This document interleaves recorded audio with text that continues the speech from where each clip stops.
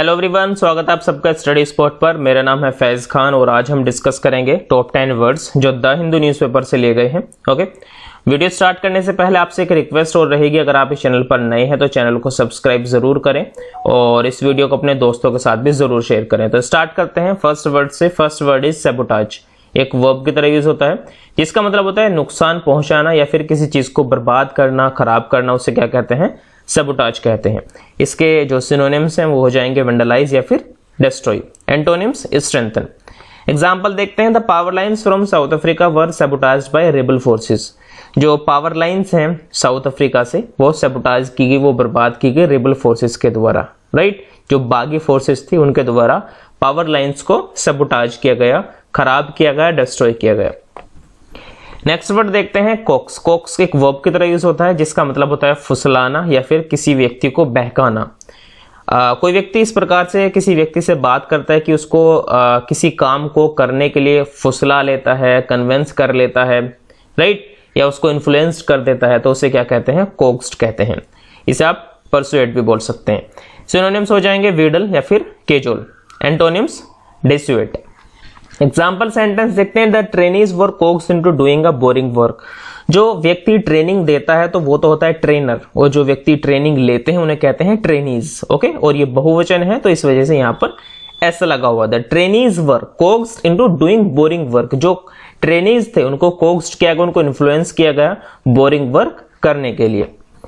Next word देखते हैं thrive. Verb की तरह यूज होता है जिसका मतलब होता है फलना फूलना। फलना फूलना इन द सेंस किसी चीज में एक डेवलपमेंट आना। कोई काम पहले छोटे लेवल पर स्टार्ट किया गया हो लेकिन उसके बाद उसमें एक अच्छे तरीके से डेवलपमेंट हुआ हो, वो काम अच्छे से चल गया हो, सक्सेसफुल हो गया हो, तो उसे क्या बोलते हैं? थ्राइव बोलते हैं। आप इसे फ्लोरिश भी बोल सकते हैं। सिनोनिम्स हो जाएंगे प्रोस्पर या फिर बर्जन। Antonyms increase.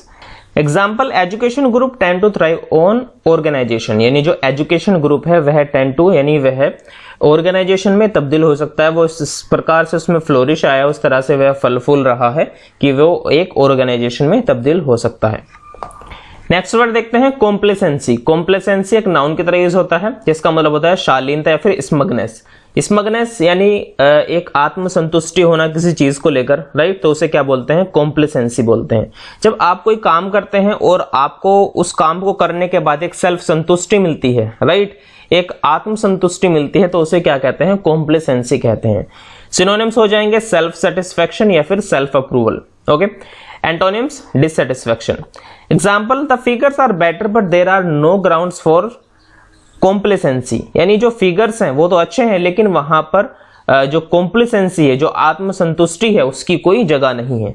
अब ये इसको आप किस तरह से समझ सकते हैं? जैसे आपने किसी कंपनी में कोई जॉब स्टार्ट की हो, वहां पर पैसा तो अच्छा है लेकिन आपको एक सेल्फ संतुष्टि नहीं मिल रही, आपसे ज्यादा काम कराया जा रहा है, आपसे 12 घंटे 14 घंटे कोई काम कराया जा रहा है, राइट, यानी आपको वहां पर बाकी सारी चीजें तो ठीक है लेकिन सेल्फ संतुष्टि की वहां पर कोई भी जगह नहीं है। यानी आपको मजबूरी में कोई काम करना पड़ रहा है पैसे की वजह से, राइट, वहां पर सेल्फ संतुष्टि नहीं है। तो इस तरह से आप इस वर्ड को यूज कर सकते हैं। Next word is spur.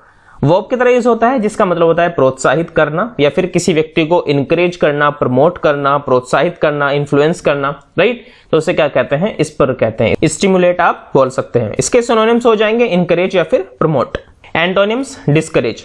Example sentence her sons passion for computer games spurred her to set up a software business. यानी जो उसके जो बेटे का जो पैशन था कंप्यूटर गेम्स को लेकर, उसने उसको स्पर किया, राइट, उसने उसको स्पर्ड किया, प्रोत्साहित किया, प्रमोट किया एक सॉफ्टवेयर बिजनेस सेटअप करने के लिए। ओके, नेक्स्ट वर्ड देखते हैं क्रिटिकल। क्रिटिकल एक एडजेक्टिव की तरह यूज होता है जिसका मतलब होता है महत्वपूर्ण या फिर गंभीर। कोई चीज क्रूशियल होती है, बहुत ज्यादा इंपॉर्टेंट होती है, राइट, महत्वपूर्ण होती है, ओके, तो उसे क्या कहते हैं? क्रिटिकल कहते हैं। इसके सिनोनिम्स हो जाएंगे वाइटल या फिर essential. Antonyms unimportant. Example temperature is a critical factor in successful fruit storage. जो टेम्परेचर है वो फ्रूट के जो स्टोरेज के लिए बहुत ही इंपॉर्टेंट फैक्टर है। आप जानते हैं कि फ्रूट्स को लंबे समय तक ताज़ा रखने के लिए, अच्छा रखने के लिए टेम्परेचर ही है जो एक बहुत ही इंपॉर्टेंट चीज़ है। उसके बिना तो कुछ भी नहीं हो सकता। फ्रूट को आप लंबे समय तक आप उसे सुरक्षित नहीं रख पाएंगे। तो टेम्परेचर जो है वो एक मेन और एक क्रिटिकल फैक्टर है, एक इंपॉर्टेंट चीज है, राइट। नेक्स्ट वर्ड देखते हैं एनिहिलेट। वर्ब की तरह यूज होता है जिसका मतलब होता है मिटा देना या फिर डिस्ट्रॉय कर देना, किसी चीज को बर्बाद करना, डिस्ट्रॉय करना, उसे क्या बोलते हैं, एनिहिलेट बोलते हैं। सिनोनिम्स हो जाएंगे वाइप आउट या फिर ओब्लिटरेट। Antonyms create. एग्जांपल देखते हैं, the simple bomb could annihilate all. जो सिंपल बॉम्ब है वो भी क्या कर सकता है, सभी चीज को डिस्ट्रॉय कर सकता है, बर्बाद कर सकता है। नेक्स्ट वर्ड देखते हैं टेनुअस। एडजेक्टिव की तरह यूज होता है जिसका मतलब होता है थोड़ा, स्लाइट या फिर कमजोर, राइट। कोई चीज कमजोर होती है उसे भी आप टेनुअस बोल सकते हैं। इसके सिनोनिम्स हो जाएंगे इनसब्सटेंशियल, फ्लिम्सी, ओके। Antonyms convincing. एग्जाम्पल देखते हैं, he felt his grip on reality was becoming increasingly टेनुअस। वो बोल रहा है कि उसकी जो ग्रिप थी, जो उसने पकड़ा हुआ था किसी चीज को, वो महसूस कर रहा, जो उसने पकड़ा हुआ था किसी चीज को, वो धीरे धीरे क्या हो रही थी, कमजोर पड़ रही थी, राइट। ग्रिप यानी किसी चीज को उसने पकड़ा हुआ था, जकड़े हुआ था वो किसी चीज को, उसने ऐसा महसूस किया कि उसकी जो ग्रिप है, जो उसकी पकड़ है, वो धीरे धीरे इंक्रीजिंगली टेनुअस हो रही है, कमजोर हो रही है। नेक्स्ट वर्ड देखते हैं स्ट्राइफ। नाउन की तरह यूज होता है जिसका मतलब होता है झगड़ा या फिर कॉन्फ्लिक्ट, ओके। कोई किसी प्रकार का झगड़ा होना, कॉन्फ्लिक्ट होना, कोरल होना, उसे क्या कहते हैं, स्ट्राइफ कहते हैं। इसके सिनोनिम्स हो जाएंगे फ्रिक्शन या फिर डिस्कॉर्ड। Antonyms harmony. हार्मोनी यानी एक प्रकार की, हार्मोनी से मतलब होता है कि एक प्रकार की तालमेल जो है उन लोगों के बीच में वो बिल्कुल सही है, एक दूसरे की बातों को समझते हैं, सुनते हैं, तो उसे क्या बोलते हैं, हार्मोनी बोलते हैं, राइट। यानी आराम है, कोई किसी तरह का कॉन्फ्लिक्ट नहीं है, झगड़ा नहीं है, राइट, अंडरस्टैंडिंग है, तो उसे क्या बोलते हैं, हार्मोनी बोलते हैं। Example there was a strife within the community. Community के अंदर एक प्रकार का कॉन्फ्लिक्ट था, राइट, एक प्रकार का झगड़ा था, कुरल था, तो उसके बारे में ही बात की जा रही है कि वहां पर एक तरह का स्ट्राइफ था।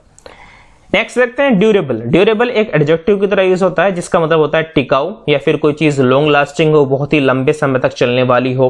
कई बार इस प्रकार के कोई आर्टिकल आप खरीद लेते हैं कि बहुत अच्छी क्वालिटी में होते हैं, या फिर ब्रांडेड चीजें जब आप खरीदते हैं तो वो ड्यूरेबल होती हैं, वो टिकाऊ होती हैं, लंबे समय तक चलने वाली चीजें होती हैं, तो उसे ही आप क्या बोलते हैं, ड्यूरेबल बोलते हैं।